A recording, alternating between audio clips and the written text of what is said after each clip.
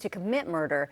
3 other children in the home are now with Child Protective Services. NBC4's Macy Jenkins is on her way to the neighborhood. She'll have a live report coming up on the NBC4 News at 6. Our other top story here at 5 today, we will find you. That's a message from interim U.S. Attorney Bill Esaley, who says his office will track down anyone who assaults law enforcement officers during immigration enforcement operations.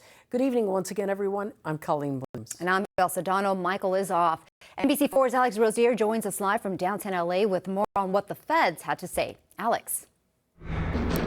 Annabelle and Colleen, federal officials said today that some people may have left scenes and engaged in violence during immigration enforcement operations. But acting U.S. Attorney Bill Esaley said today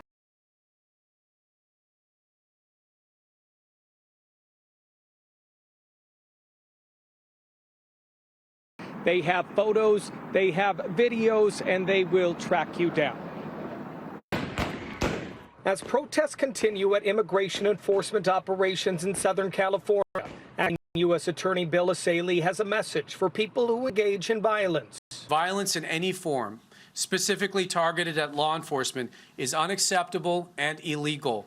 You will be arrested, you will be charged, and you will face serious prison time. Esaley's comments come on the same day federal officials announced 10 arrests. We will not tolerate violence against officers who are simply doing their job. The feds say one person charged today took part in a protest June 6th outside Ambiance Apparel downtown Los Angeles. They say Giovanni Canil pepper sprayed a vehicle while FBI SWAT officers were inside it. Canil is charged with pepper spraying them as they left the scene, causing injuries to at least 2 officers. Federal officials also say they arrested and charged 9 people after a protest turned violent June 8th in downtown LA near the 101.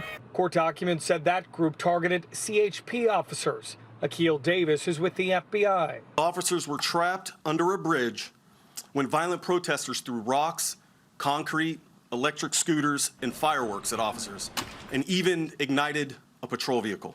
Though federal officials announced 10 arrests, they are looking for more people, including this group right here. More people accused of violence against CHP officers this summer. The Department of Homeland Security, Eddie Wong, said, turn yourself in. To the suspects, if you are watching, I must remind you that while the arm of the law is long, our memories are longer. So please turn yourselves in immediately to law enforcement because we will be relentless in our pursuit. The people arrested and charged were expected for their initial appearance today, but during that initial appearance, they do not enter a guilty or not guilty plea. But acting U.S. Attorney Bill Esaley said that so far that they've charged nearly 100 people for violence against law enforcement officers since these immigration enforcement operations started in June.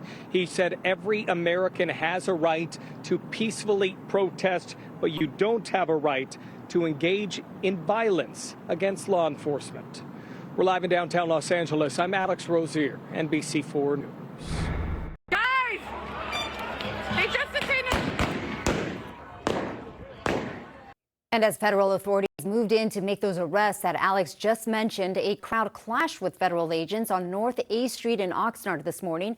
The Department of Homeland Security says officers were trying to arrest 2 people from the immigrant advocacy organization VC Defensa. They're accused of assaulting officers during the immigration operation at a farm in Camarillo. This was back in July. Officers detained one of those people. The second ran off and remains on loose. Now, the head federal prosecutor for Southern California has been one of the public faces of immigration enforcement. Bill Esaley is reacting today to a court ruling that found he is unlawfully holding that job. Our investigative reporter Eric Leonard's been following the case. He is live right now in the newsroom with why that ruling might not change all that much.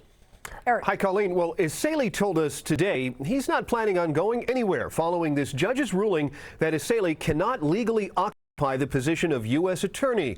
Esaley says no matter, he's been given plenty of other job titles and legal authority, so no matter what anyone calls him, he says he's still the top federal prosecutor. Well, I'm still here. not planning to go anywhere. At a news conference this morning, Essayli appeared dismissive of the effect of a federal judge's decision that found the U.S. Justice Department wasn't following federal law in allowing Essayli to continue to act as the U.S. Attorney for the Central District of California. We're still reviewing that order. It was a lengthy order issued yesterday. I'll